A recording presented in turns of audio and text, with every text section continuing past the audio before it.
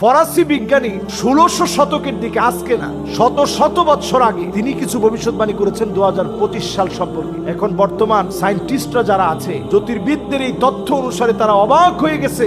এগুলো মনে হয় সবগুলো সত্যি হয়ে যাবে। বিগত দিনে অনেক সময় নাকি সত্য হয়েছে, যেমন টুইন টাওয়ারে হামলা, এটা নাকি সত্য হয়েছে। তারপরে সুনামি হবে, এটা নাকি সত্য হয়েছে। তারপরে তার দেওয়া আরো তথ্য, যেমন পৃথিবীর ভিতরে এই রাষ্ট্র যে লড়াই লাগবে, এই লড়াইগুলো সে কবিতা আকারে লিখেছেন। ফরাসি এই জ্যোতির্বিদের তথ্যগুলা যাচাই বাছাই না করে এক বাক্যে মেনে নেওয়ার কোনো অর্থ মুসলমানদের জীবনে থাকতে পারে না। কোরআনুল কারীমের একটি আয়াতের দিকে পরিষ্কার আমাদের লক্ষ্য করা দরকার। ওয়া ইনদাহু মাফাতিহুল গায়ব লা ইয়ালামুহা ইল্লা হুয়া। এই জমিনের ভিতরে গায়েবের জ্ঞান একমাত্র আল্লাহ রাব্বুল আলামিনের কাছে আছে। গায়েবের কোনো জ্ঞান অন্য কেউ রাখে না। নবী সাল্লাল্লাহু আলাইহি ওয়াসাল্লাম পরিষ্কার এই ব্যাপারে হাদিসের মধ্যে আমাদেরকে জানিয়েছেন, লা ইয়ালামুহা ইল্লা হুয়া।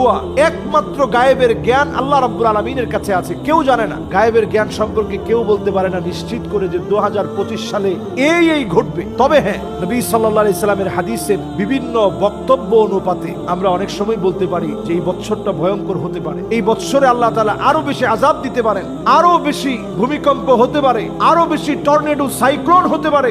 এটা আমরা বলি কিভাবে?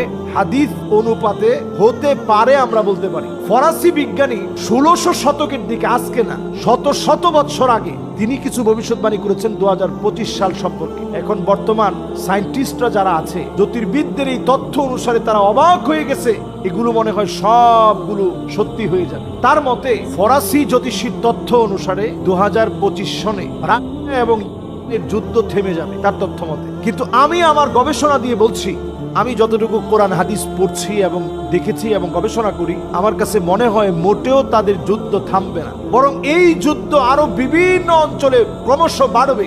অলরেডি তারা আমাদের সাথে যুদ্ধ করার জন্য সারা দুনিয়ার অমুসলিমরা মরিয়া হয়ে পড়েছে। কি করে মুসলমানদেরকে এই সময়ে দমিয়ে রাখা যায়? পিআরসি জরিপ বলতেছে, এটা আমাদের জরিপ না, পিআরসি জরিপ করে বলছে ২০৫০ পর্যন্ত যদি এই পৃথিবী টিকে, তাহলে সবচেয়ে বেশি হবে মুসলমানদের সংখ্যা। তাদের আতঙ্কটা এখন এই জায়গায় যে মুসলিম তো দিন দিন বেড়ে যাচ্ছে, তবে আমরা এমন দুর্বল মুসলমান হয়েছি, এটা আমাদের আফসোসের জায়গা। আমাদের খালিদ বিন ওয়ালিদ পারস্যের সম্রাটের কাছে যখন চিঠি লিখছে, আসলিম তাসলাম, ইসলাম গ্রহণ করো নতুবা শান্তি থেকে তোমরা বঞ্চিত হবা, ইসলাম গ্রহণ করলে শান্তি পাবো, এই কথা যখন লিখছে পারস্যের সম্রাট, সেই সময় সবচেয়ে বড় পরাশক্তি ছিল তারা, এই পরাশক্তি মাথা নত করে ফেলছে। চীনের কাছে পাল্টা চিঠি লিখছে, ভাই যেমনি হোক তোমরা সাহায্য করো, নাইলে এই তো খালিদ বিন ওয়ালিদ মনে হয় আমাদেরকে দখল করে নিল। সঙ্গে সঙ্গে চীন সাহায্য না করে তারা উল্টা লিখছে চিঠি যে ইন্না কওমান, মুসলমানরা এমন এক জাতি, লাউ আরাদু আইয়াখলা আল জাবাল লাখালাউহা।